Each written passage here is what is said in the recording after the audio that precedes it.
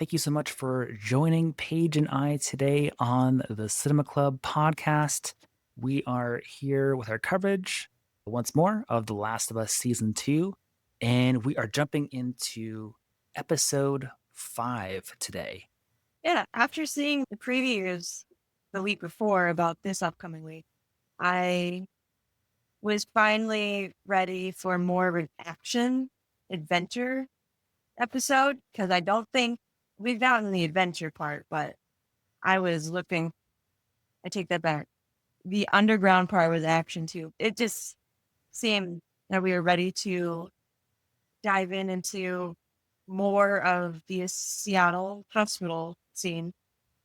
Yeah, which major shit always goes down at the hospitals within The Last of Us. I feel like that's just like a Given, trend that, yes, whether that's season 1, here in season 2, I'm sure we will see some major stuff go down in season 3 in a hospital as well, hopefully. I was similarly very excited to see how they handled a few things leading up to where I think you and I knew and expected Ellie would end up in this episode. I know that we discussed it last time about how if Dina was going to take along or not, Right. which is fine. It turned into a really good sequence of events, and I think I'm jumping too far ahead, but I No, can you're say good. that.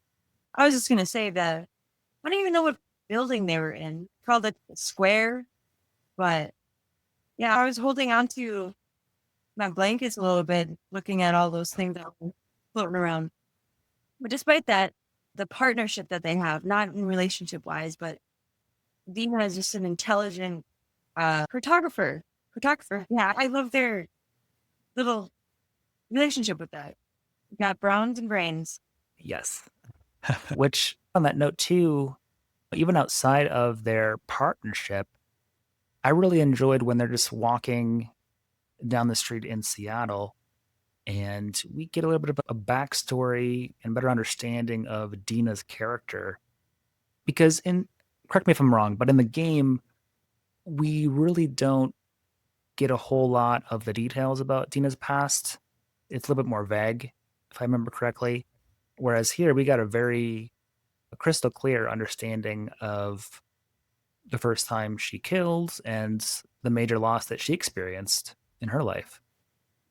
Yeah, I'm enjoying how the creators worked in all the background stories, characters that we see in the games. Like you said, we get a very minimal amount of background information from Dina, but knowing her full background in the show really showcase how independent and strong she actually is from growing up in the scenario that she had to deal with. I think it really caught Ellie off guard that she killed so young too.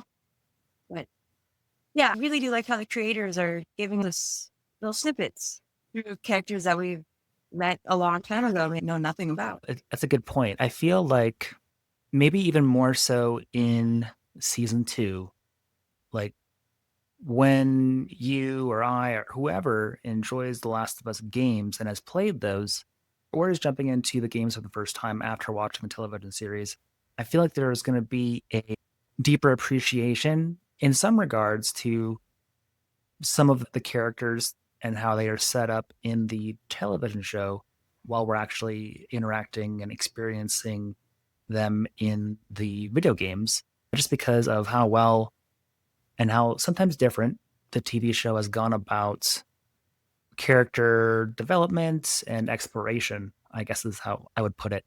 Because in the game, Dina and Ellie, the dialogue that they're having a lot of times as they're scrummaging for supplies or just working through areas, it's very much based on strategy, communication.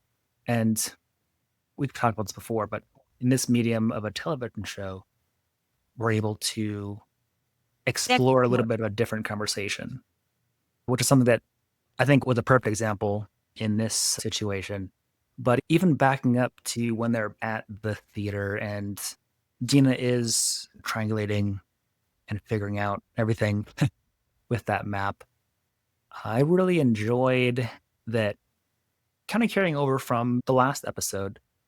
we see two people very much in love and enraptured in that emotion. Dina and Ellie kind of give each other a look, and then Ellie goes into the auditorium, and a full band was ready to seemingly go up on stage and perform, and that's very much frozen in place and preserved. Ellie walks up there, finds a guitar, she sits down and plays and sings like one line, and I feel like this was the moment that you and I have been waiting for other foot to drop when it comes to the other emotional aspect of Ellie's story that we've been waiting to see on screen.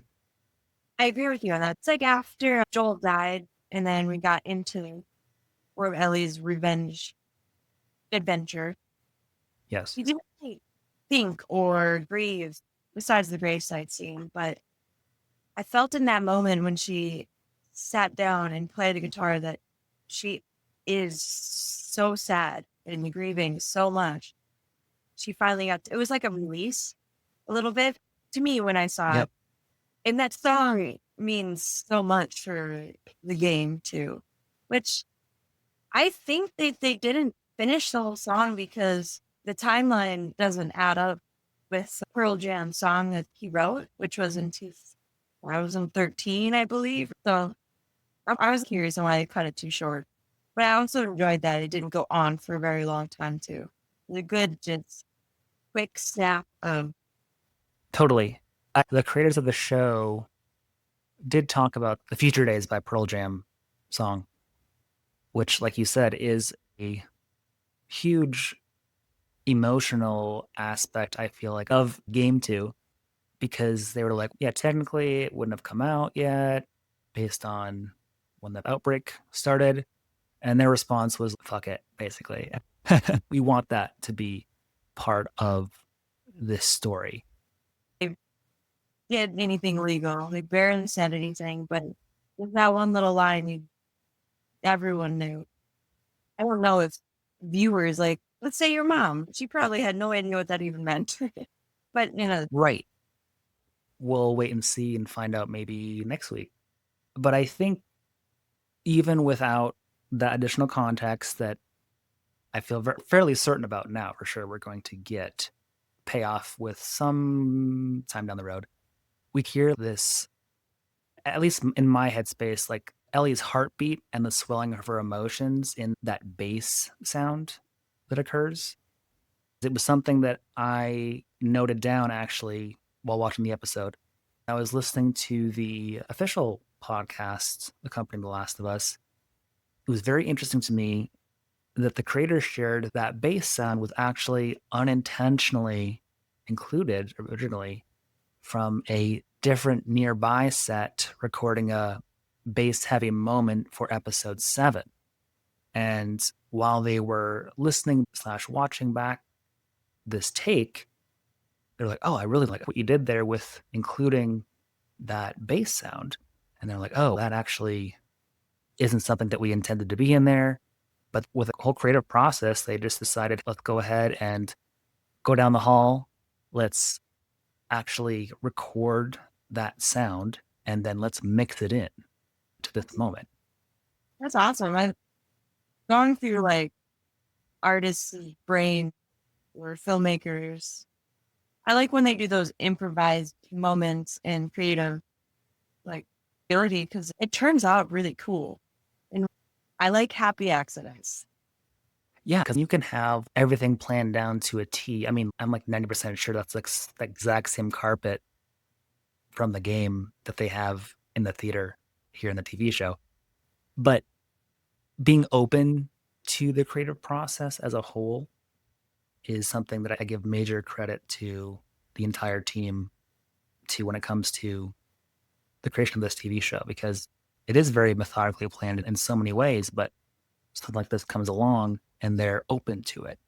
But anyway, it's a very short clip, but Ellie comes down into the auditorium, seeing the beauty and love life has to offer, and then instantly the switch like flips.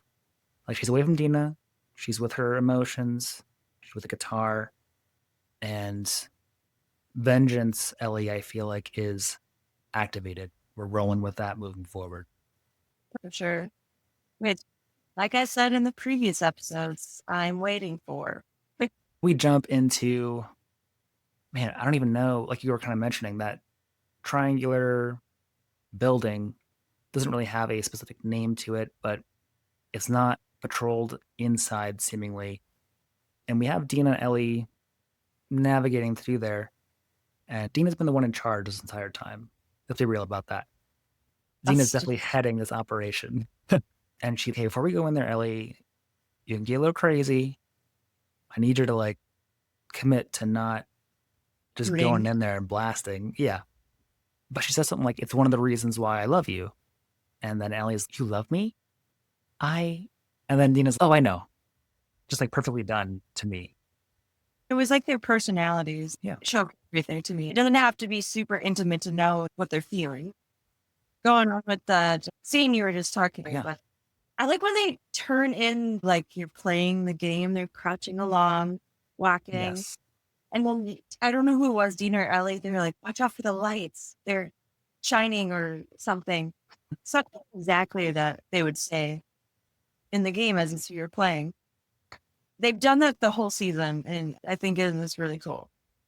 Yeah. I really liked with the stalkers how their eyes reflect the light a little bit, kind of like a cat or a dog's would. And I feel like it really is perfect, like really unsettling and freaky. I saw something online actually. You know how in the game that you do listen mode, everything turns gray and they turn white. Someone mentioned that Dina is the listen mode.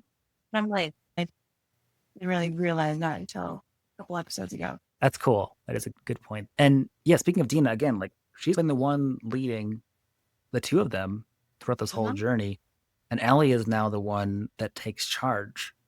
Ellie is better and more in her element with violence as a whole.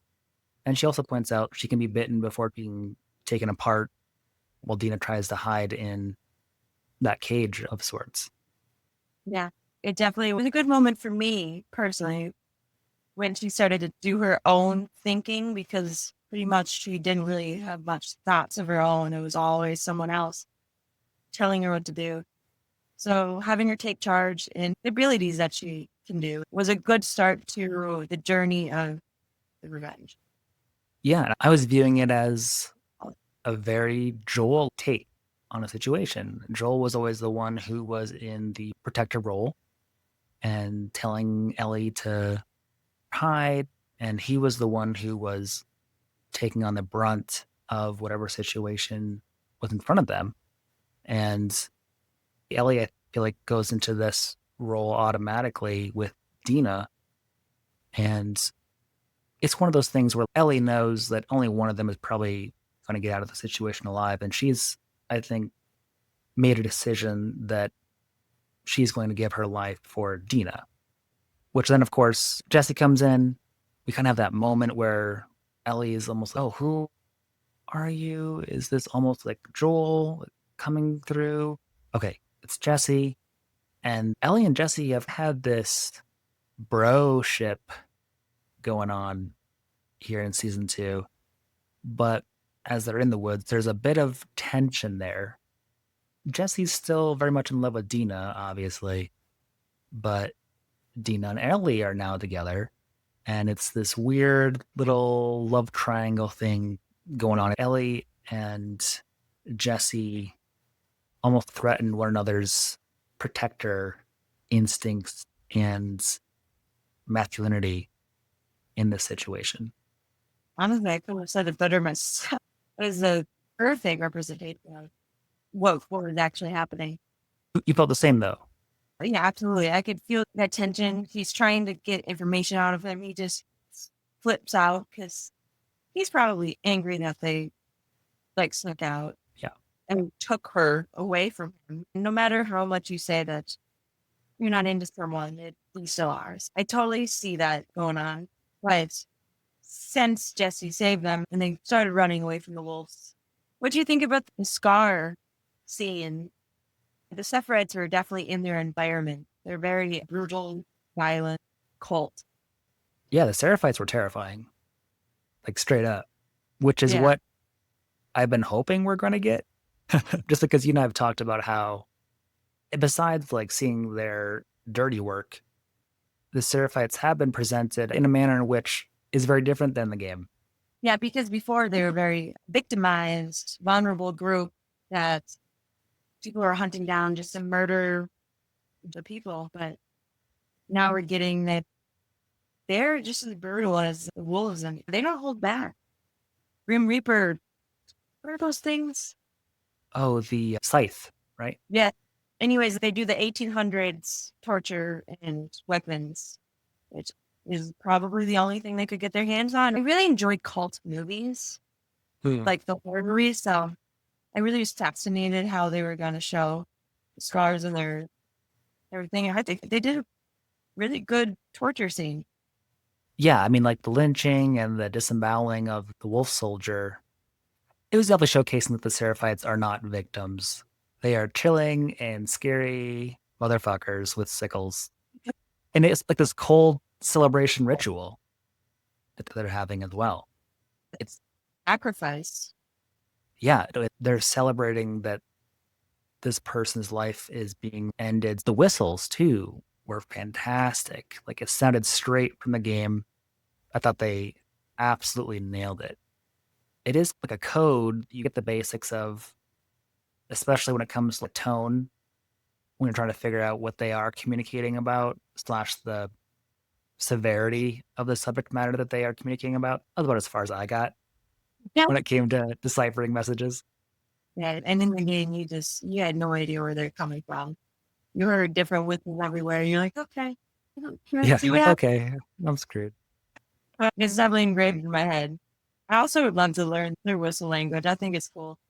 But during the torture or the sacrifice scene, whatever it was, Yeah. and speaking about the triangular love one, obviously Dina was in the middle of both the people that she loves Jesse, but she loves Ellie too. I thought it was just adorable how she just hit her face directly into like protect her, Yeah. just hug Ellie so she didn't have to watch it anymore. I really enjoy those scenes of like caring for one another. I thought it was cute. I totally agree. And yeah, Ellie's watching and is horrified. Yeah. I find it really interesting that during that whole scene in the woods, they didn't show Jesse's reaction to what was happening. They showed Ellie's and Dina's, and then we did a lot of seeing of the gruesome lynching. But as far as I can remember, they didn't give a Jesse reaction, which doesn't mean that it's important or not. I was just curious on if there's three of them, they show Jesse's reaction to what was happening. Yeah. I guess the takeaway that they wanted us to have was that Dina was turning to Ellie in that moment. Okay. I don't remember if Dina actually gets shot with an arrow in the game. Do you? Is that a thing? I don't Yeah, think no. I So in the game, Ellie gets shot with an arrow in the shoulder. right. And I think this is their way of making her go back to the theater without her being sick. Yeah, it's their way to take her out of commission. Yeah, it was really good to make Ellie go off on her journey alone because she had to go back. Yeah, in the game, Ellie gets shot with an arrow in the shoulder, and Dina ends up back at the theater because she is very much sick due to her pregnancy. But I did like the way that they went about it a little bit differently here, ending with the same result, probably, in the TV show. Yeah, it was a good change to be for an adaptation. But then I know we skipped the opening scene of this episode actually. It Yes. was of how these spores are actually introduced. And I was telling Kayla while we were watching, and I was like, hey, did you know that this is like the main reason the game exists is because of the spores? 'Cause now they threw it in as, like you said a couple episodes ago, that it's brand new. They've never seen this before. So I was excited to see how they were going to do that. And I knew that it was going to happen, obviously, because of the sequence of events that was coming forth. So, anyways, to the hospital scene. Yeah, no, it's interesting. Ellie's, I'm going to distract them. You take Dina back. We'll meet up there. We also find out that Tommy has accompanied Jesse in their search for Dina and Ellie, whereas in the game, we as Ellie and Dina have been following Tommy. So Tommy's the first one that leaves, and then Dina, Ellie, and then Jesse, if I remember correctly. Is that right in the game? I believe so. Okay. So yeah, a little bit We're, different here, which is again fine. But Ellie, after she escapes Seraphites, makes a decision to turn her back on Tommy, Dina, and Jesse after she just told them that she would meet them back at the theater and decides to go to the hospital. it was a good chance to do. Just too tempting. And exactly where Nora's at. If you look at the game, you see the objectives in the view, and you're like, okay, gotta go there now. Which, on that note, I did enjoy that they incorporated the tall grass that's heavily featured in the game because Ellie's using that to sneak her way into the hospital here in the TV show, which I thought was a nice little nod to the people who have played the game. Oh, yeah, 100%. We know Nora is like in the game, she's a, I don't want to say a medic, but obviously she's helping in the hospital. I'm going to ask you what you think. Yeah, like you were kind of mentioning, we had this very important sequence in the story of Ellie's journey, I feel personally at least. And I think they included like a solid like 85% of what happens in the game and like tweaks it a little bit here and there. We think that based on the dialogue here that Nora is connecting with Ellie a little bit. She's like, oh, sometimes I just lie awake thinking about it. And only to then see Nora, I think she says, yeah, little bitch got what he deserved. Yeah, that was, for some reason, I had a sense that they were going to turn her kind of soft, but then she just flipped a switch and was like, exactly what you said. He got what he Yeah. deserved. And that turned into just Ellie rage. Which I think that quote is directly from the game as well. I think the character of Nora is very interesting personally, just because my takeaway was that Nora sees the act and the way in which Joel was killed as morally clean, as a correct moral decision and action. Like she has moral certainty, put it that way, that Joel made the wrong decision and that she made the right one. And her moral certainty makes her think that Joel could have saved everyone. And he basically saved Ellie and himself. But what's interesting to me is that Nora has this ingrained in her. But Nora chooses to do the exact same thing that Joel did.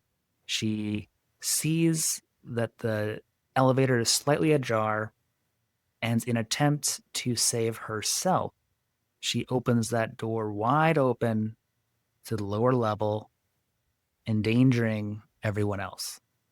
I wonder if they're going to play that out a little more. I know what the next episode's going to be, but I enjoyed the chasing through the hallways scene, running with her. It's like we were playing the game. What?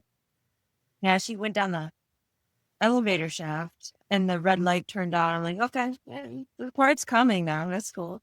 What they did with the set, with the clickers and the wall and the spores, they didn't really look like spores. They just looked like sparkles to me, which was, in a sense, also really cool. I don't know how else they would have done the sport. Then we get to see the Leon Parker dude that they were Yeah. talking about at the beginning of the episode, where they were talking about the BS2. No, wait, the level 2. Oh, B2. Yes. I don't. B2. I was ESL2 because that's the type of lab I work in. Oh, okay. That makes sense. Biosafety level 2. So I mean, that probably is the full name of the level. Honestly, you're probably right. We talked about it last week. They decided not to incorporate the spores into season 1, which the creators talked about, and you and I talked about at the time, I'm very glad that they decided to incorporate them in season 2 because there's just something terrifying about, especially Just visually, seeing the airborne version of this infection. And this, for me, is one of the best sequences in this season. And we kind of circle back to opening sequence where we have Commander Lady. She comes in, and even though like she isn't like super tall, super buff, like she has a command about her. But these soldiers that she's walking by don't give any ground when she's coming through. It's very evident that they're very loyal to whoever is in charge of them. And then, like you're saying, we see Officer Park and we hear the whole situation. And at the very end, the commander is leaving and she says, "Oh, and I'm so sorry about your son, by the way." I was suspicious that maybe it was a family member, maybe like a partner, like a husband or something. But I was like, oh man, it was her son, which very interesting. I feel like how this TV show decides to draw up parallels all the time between characters making decisions because Park makes a decision to steal her son and everyone else in the group downstairs for the survival of the rest of the soldiers that she's in command of. And it's a decision that we don't, and she doesn't fully understand until we get to see that her son is in this new state of being that is new for the TV show, if I'm not mistaken, where they are vessels to spew out spores. And this mother thought she was sacrificing the life of her son, but he's suffering a fate much worse than death. he pretty much sacrificed him to the infection, and it's actually helping the infection grow more and more. And the fact that they don't know that yet, because the spores are just so new. I'm wondering if in the future seasons or episodes, if they're going to play more into that at all, since it was such a drastic part of the show, this round or this episode. Yeah, I do think it's a good horror part. I wouldn't say like a physical horror, more of a mental horror that the air you breathe is now taken from you. yeah, And I love the studio art, the fabrication of the sets. I really enjoy all of the infected in the walls and them breathing the spores out. And she's just standing right in front of it, just letting it just breathe right in her mouth. But when she ended up getting to Nora and they were having that altercation back and forth, and Nora realized that she's her, I was like, now we're going to get angry, Ellie. And I'm all for it. And then watching how fast it turns you while watching Nora just gasp for air, and how, to me, it showed Ellie's immunity a lot more, if that makes any sense. it does. It's like she's actually the immune one just because you get bit, whatever. But you can breathe this in and still survive. Yeah. I thought it was a good way of doing it in the show instead of how they did it in the games. I really do appreciate that. Very well said, honestly. And like you mentioned, Nora, she has the medical background that she does, even though we don't really know what it is. But from that, we can probably glean that she had some involvement or knew people that were involved in the hospital when Joel and Ellie initially came through. And so there's probably been rumblings of the immune girl. Like they were obviously very much younger when this happened, but it is the realization that this mystical person is real. The creators of the show, I found that very interesting how they talked about it. They shared that it was like being raised like a Christian your entire life, and then it's as if you saw an angel or you saw God for real. And then you had this realization that this thing was real and that it could have saved you. And I thought that was a very interesting way in which to frame how Nora is viewing Ellie in this moment. Yes, especially with who knows, Nora could have been like shadowing Abby's dad and knew that this Yeah. could have and whatnot. Like we don't know that background, and then you'll never know. Well, like you said, that's a very good side by side view of seeing it. Never really thought of it that way. And you could tell the loyalty or just the stubbornness that she just did not want to please this person due to the relationship with the man that could have saved everyone's life. I'm done. I'm not telling you anything. Which I wanted to ask your opinion on this. We, as an audience in the television show, get to know what Ellie knows here in this moment, which we do not get that moment in the video game because Nora's, don't you know what he did? I can't remember the exact quote, but Ellie's, yes, I do. And I really enjoyed that little twist that they decided to go with here in the TV show. I was going to ask how you felt about it, though.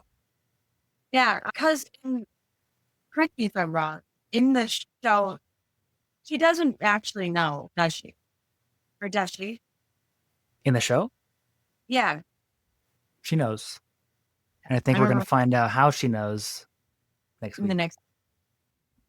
I guess I just didn't grasp that part or realize. So my answer to you is probably different since I just had by. But even though, regardless of that, it definitely was an impactful saying. It's like a superhero saying before they do their first motion. But yeah, I guess I just have a really bad answer for you.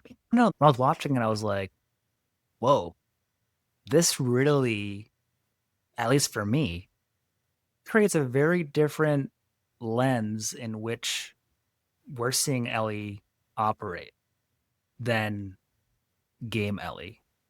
It's now that you say that, then it's definitely true.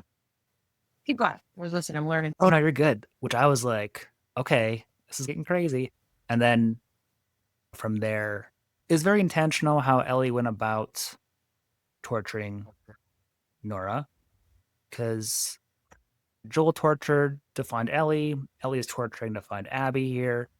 There's definitely those parallels going on. But when Abby was torturing Joel, she chose to pick up the golf club and she hit Joel in the leg that she had just shot him in. And Ellie chooses to pick up his pipe and hit Nora's leg first. Ellie didn't even see Joel get as tortured in the beginning until she came in that episode. So I had the duel of them both going for the legs. Yeah. Now that you say that, it was a creative choice. Yeah, So it's very like detail oriented. Yeah, yeah, just like you said, detail oriented. She found a pipe, which is definitely a game weapon.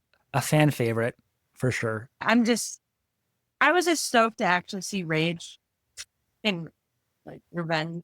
So I feel like the game was just so angry while you were playing, Yeah, that it took a really long time for the show to show her true character self.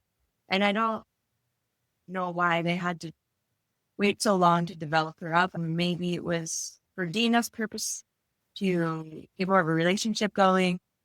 But I'm glad that they're finally showing it now because that is the true character. yeah, and I did want to ask. We touched on it last week. I had shared that I wasn't too worried about vengeful Ellie coming into fruition here, and I thought it would probably come to the screen here in this week's episode. In my opinion, it did, or at least started to. And that's why how they handled some things in the last episode, in episode 4, didn't really bother me too much. However, when I was editing the episode, I was like, man, Paige is right. This is ridiculous. I do feel a lot better about it. Like I shared last week, I'm like, it's going to really depend on what happens in episode 5. I do feel a lot better about it. It doesn't Yeah. bother me now. But as I was editing our conversation last week, it was starting to bother me. I was like, Paige is right. This wasn't written quite right. But I wanted to pose the question to you about what your thoughts were at this point in the season, in this point in Ellie's journey. You know, you obviously had some nitpicks or issues with episode 4 about different version of Ellie. And then we have this week's evolution of Ellie with the way things went here in episode 5. Does that change the way you felt about episode 4?